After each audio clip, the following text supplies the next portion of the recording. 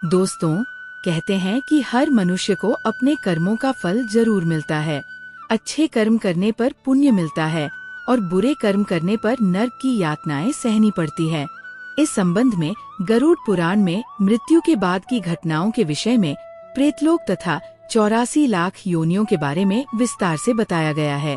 दोस्तों, अगर आप भी जानना चाहते हैं कि मृत्यु के बाद पापी आत्माओं को कौन कौन सी भयानक सजाएं दी जाती हैं, तो इस वीडियो को अंत तक जरूर देखें। गरुड़ पुराण के चौथे अध्याय में विष्णु भगवान ने बताया है कि किन पापों के कारण पापी मनुष्य यमलोक और नरक में प्रताड़ित किए जाते हैं तथा किन पापों के कारण महादुखदायी वैतरणी नदी में गिरते हैं। पक्षीराज गरुड़ के प्रश्नों के उत्तर में भगवान विष्णु ने कहा है कि जो व्यक्ति शुभ कर्म से विमुख हैं, हमेशा पाप कर्मों में लगे हुए हैं, वे लोग एक नरक के बाद दूसरे नरक को और एक दुख के बाद दूसरे दुख को झेलते हैं। धार्मिक आत्माएं यमलोक में उत्तर द्वार से प्रवेश करती है और जो पापी होते हैं उन्हें दक्षिण द्वार से ले जाया जाता है। यमलोक पहुंचने का दक्षिणी मार्ग महा दुखदायी है। इसी मार्ग में वैतरणी नदी है। पीप और रक्त से भरी इसी वैतरणी नदी में पापी व्यक्ति डूबते उतराते अनेक कष्ट पाते हैं। नमस्कार दोस्तों, स्वागत है आपका हमारे चैनल वैदिक ज्ञान संगम में। आपसे अनुरोध है कि चैनल को सब्सक्राइब कर लें और कमेंट बॉक्स में जय श्री नारायण लिखकर परमात्मा को अपना आभार व्यक्त करें।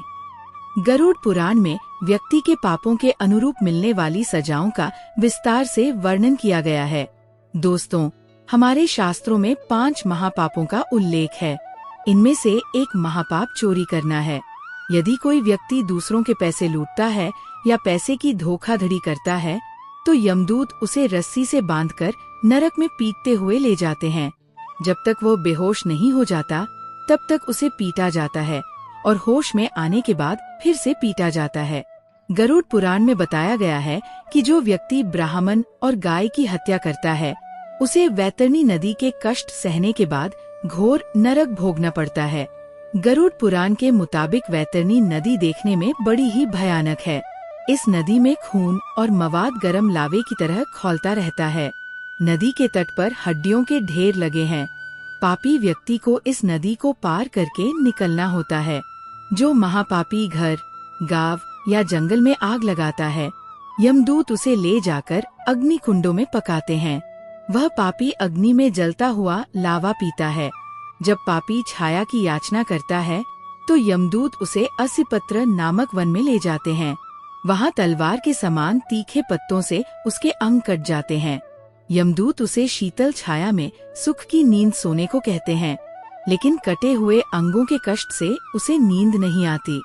जब वो प्यास से व्याकुल होकर जल पीने की इच्छा करता है, तो दूतों के द्वारा उसे खौलता हुआ तेल पीने के लिए दिया जाता है। उस तेल को पीते ही उसकी आंतें जल जाती है और वो गिरकर कराहने लगता है। किसी प्रकार फिर से उठकर उसे और कष्ट सहने पड़ते हैं।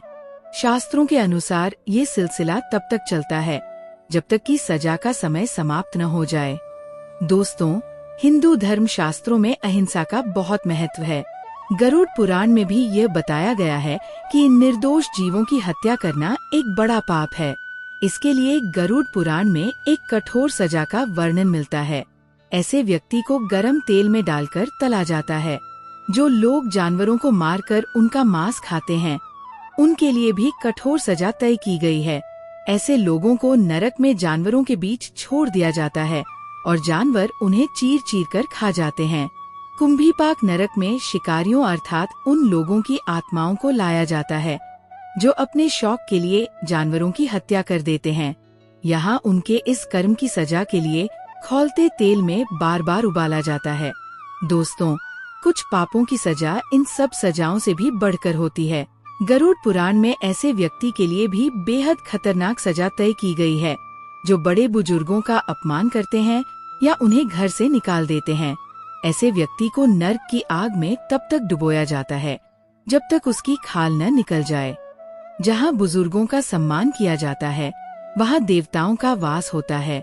गरुड़ पुराण के अनुसार महिलाओं के साथ दुष्कर्म करने वाले या उन्हें धोखा देने वाले मनुष्यों को जानवर की श्रेणी में रखा गया है।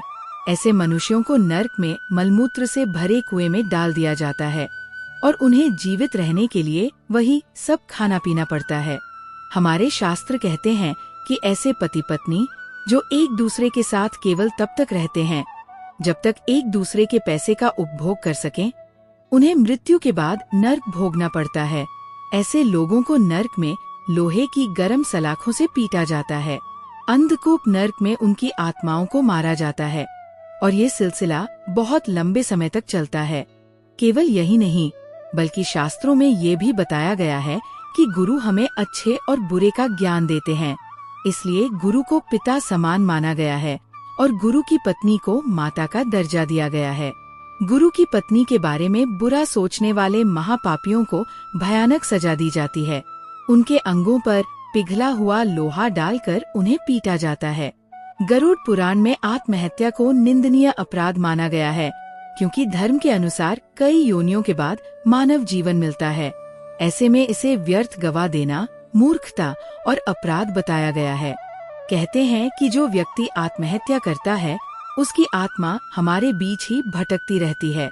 उसे स्वर्ग या नर्क में स्थान नहीं मिलता और न ही उसे किसी योनि में दोबारा जीवन मिलता है। ऐसी आत्माओं को तब तक ठिकाना नहीं मिलता जब तक उनका समय चक्र पूर्ण नहीं हो जाता। इसलिए आत्महत्या करने के बाद जो जीवन होता है वह ज्यादा कष्टकारी होता है। गरुड़ पुराण में अनेक पापों का वर्णन किया गया है, जिनके कारण व्यक्ति को वैतरणी नदी के घोर कष्ट झेलने पड़ते हैं। आइए संक्षेप में उन पापों को जानते हैं जिनके कारण आत्मा को वैतरणी नदी के कष्ट दिए जाते हैं।